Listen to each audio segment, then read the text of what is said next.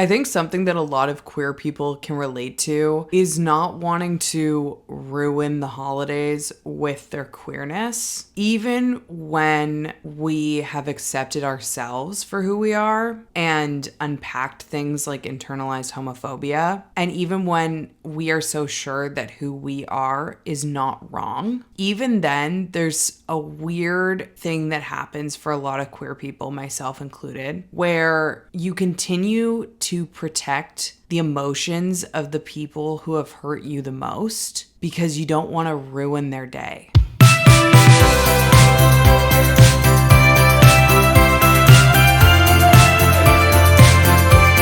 Hey humans, what's up? I'm Brianne Williamson. Thank you so much for clicking on this video and welcome to my 12 days of Vlogmas, where I will be uploading a video every other day all the way until Christmas. I am so excited for Vlogmas this year, but I'm even more excited to be bringing you 12 days of giveaways where I'm gonna be giving away $1,200. Yep, you heard that right, $1,200, and all you have to do to enter to win is go to the link in the description and follow the little checklist there. But it's super easy to do, so honestly, I'll just tell you right now. All you have to do is text this number, Happy Holidays Brie, head over to my Instagram at Brianne Williamson, make sure you're following me there, and DM me, Happy Holidays Brie, and make sure you're subscribed to this YouTube channel. That's it, and you're entered for all 12 days of giveaways with a total of $1,200 heading your way. To you, right there. Thanks for being here, happy holidays, and let's get into this video. Today, we are talking about coming out during the holidays. I know, it's a lot. Make sure you grab your snacks, get your beveraginos. Look, I've got mine ready right here. I don't know what the hell they put in these, but these Coca-Cola Oreos, Julia and I are obsessed. So good. We call them rummers because my grandma used to call rum and cokes rummers. And there's something about these on ice without any rum included that tastes like a rum and coke. I can't fully describe it, but it gives me the same thing. So it tastes like a rum and coke. It's wild. It's crazy. This is going to be a very sit down, chatty video where we talk about coming out during the holidays, being queer during the holidays. I get lots of questions over on Instagram and my DMs about coming out in general, but I know that there is extra pressure surrounding the holidays for queer people. So every few years, I like to make a video like this. I find that when we share with each other as a community, it's therapeutic, right? We relate to one another.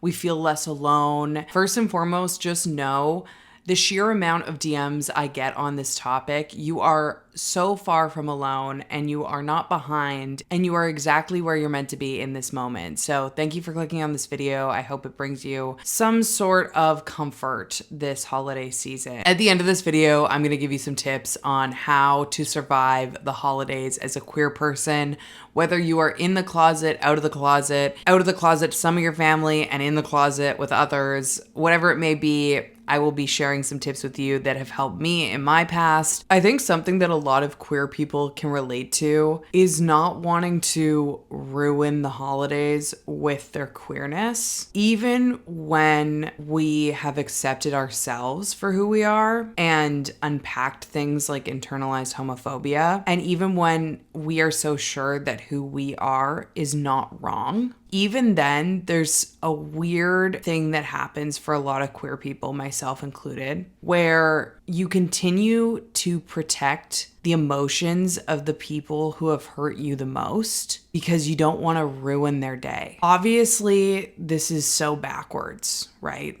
We know that. We know that it is absolutely insane that as queer people, we walk on eggshells for bigots. But keeping the peace and not rocking the boat is something that we have been taught to do as queer people in society since the day we were born. I think in a lot of ways because we did it for so long when we were in the closet, we got so good at blocking our own needs and our own emotions in order to blend we carry a lot of those behaviors on with us. That need to make sure everyone else is comfy before our own comfort. And even when we accept ourselves, we still hide ourselves around certain people in order to just get past the day. And it's strange, right? Because for a lot of us, that means we are parenting our parents. We're coddling people around us, family members. We're treating them like toddlers that are going to explode if they don't get their way. And often that is the way that they act. So as queer people, we have to grow up so quickly. We have to mature so quickly. We become so empathetic to other people's emotions around us because we become so sensitive to picking up on cues of what's okay and what's not okay and what is going to rock the boat and what's going to make someone angry. And that really fucking sucks.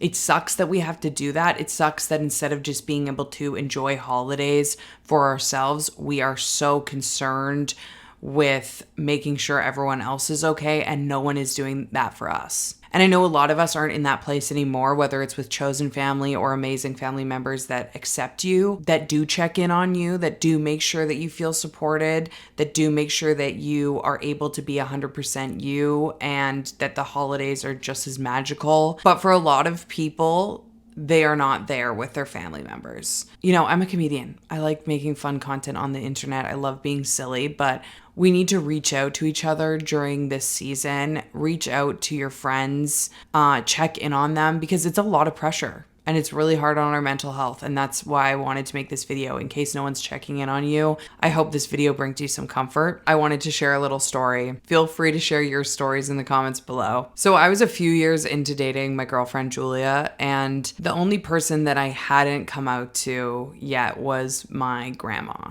My grandma was a wonderful, beautiful person, but she was also, you know, an elderly woman. She was Catholic. I just had this fear in me that because of her beliefs and because of her age and her generation, that there was no way that she would accept who I was. At this point, I was not inviting Julia to any family dinners where my grandma was going to attend. It's just, you know, it sucks. It is something that queer people have to endure that heterosexual people will never understand. Loving your partner so much and knowing they love you so much and thinking they're such a wonderful person that you want nothing more to share them with the world and not being able to do that simply because you're gay, it feels insane. Like it makes you go insane. But that's where I was at. So if we were having a family dinner where my grandma was coming, Julia was not invited. And it was Easter Sunday, and my mom and my dad, my sister, Julia, and I all went to an Easter drag brunch, which just goes to show how amazing my family is. I had come out to them years and years prior and definitely built that relationship and their acceptance surrounding my queerness. And that's where we were at. My other family members, which again, I want to mention because I think people think you come out and it's like ripping a band-aid off with every person. Everyone's on the same journey. It's like this woohoo parade moment, like pop the confetti cannon. But the truth is every person in your life is going to be on a different timeline, whether that's when you come out to them or when they begin to accept you or when they start to feel like an ally. Like that all happens in different time frames. With my parents and my sister, they were fantastic at this point, and we were all going out to a drag brunch. And that night we had Easter dinner planned at my parents' house with my grandma. And we had the most fun morning, and, you know, Julia, as usual, was just like hitting it off with my family. And then after the drag brunch, we went and we dropped Julia off at our shared home, and I carried on to my parents' house, which was unsettling, to say the least. Like, ew, that's such an icky feeling. And I just remember getting to my parents' house and just being like, this is so fucked up. How did I just leave her there? It just felt so stupid. It felt like my own fears were holding back our ability to continue to share time together, her to share time with my family. It was so frustrating, but I was also terrified. And I talked to my mom about it, and I was just like, you know what? This just doesn't feel right. Like, I just feel like Julia needs to be here. And of course, it was Easter. My grandma's Catholic. And I was like, of all days where this could come to a head in my mind. It is this holiday moment, and there was definitely that added layer of, do I want to ruin the day? Do I want to ruin the holiday? Really, on Easter of all days seems crazy. Could there not be another day where this would be better? But in some way in my gut, I knew that if it wasn't then, I would just keep pushing it off. I did it. There's a whole other video now on my YouTube channel where I talk about coming out to my grandma, which I will link in the description below, and my grandma is in it. So spoiler alert, she was amazing. And it shows that you just really cannot read a book by its cover. And that goes both ways. There have been people in my life that I've come out to that I thought would be so chill and easygoing and were the biggest fucking weirdos and assholes about it. And then there was my grandma who I totally thought would, I don't even know. I thought the most terrible things. I thought she might never talk to me again.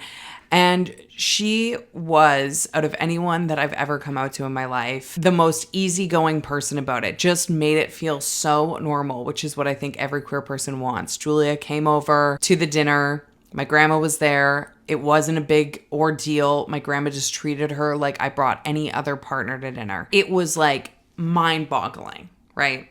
So I wanted to share that story because I think some of you might relate to the fear around it, the fear surrounding the holidays. Also the relief that when you do come out to someone and they're so chill about that, how much that means. And also acknowledge that that's not the case for everyone. Like sometimes you come out to people, and I've had that happen, and they're an ass and it fucking sucks. And we have to, as queer people, be prepared for that too, which is where I bring you to the tips, okay? So I want to leave you with some things that have helped me in the past. I hope they may help you in the future. Tip number 1 is you do not have to come out. As simple as that, you can choose to not come out to whoever you want to not come out to. The priority is protecting yourself. Another big suggestion I have with coming out, if you are going to do it and you're worried about your safety, which is a very real concern for a lot of queer people, do not do it in person. I do not know why or where queer people got this idea that you need to come out in person as if it's like a breakup where people are gonna think you're weird if you don't do it in person. A text message works great. I came out to my mom on Facebook Messenger. Okay?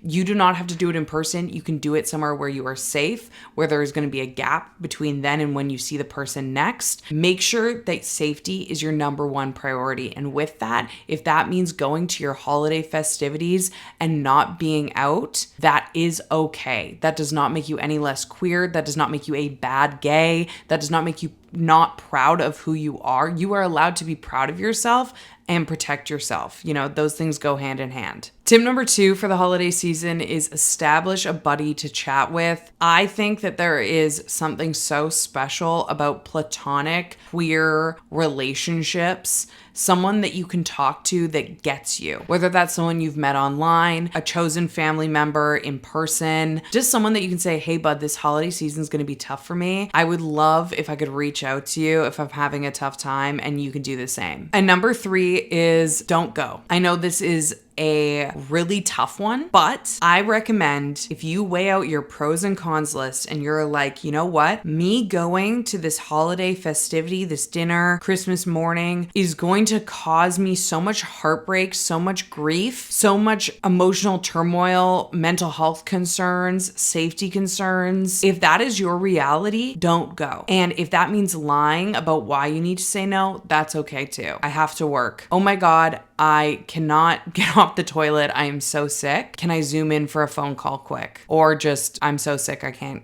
show up at all. Nothing is more important than your own mental health. And I'm very aware that for a lot of queer people, in particular trans people, going to a holiday where you are going to be misgendered, treated poorly, it is not worth it. Do what is worth it for you, what's going to bring joy in, and allow yourself the pass to worry less about people being upset that you're not going to show up. I love you humans so much. I hope you enjoyed this video. I hope it brought you some level of comfort, and I cannot wait to read your comments down below about your tips around the holidays, things that have worked for you, or stories that you choose to share. And I love this community so much, and I'm so excited to be back vlogging on YouTube because it truly is my favorite space.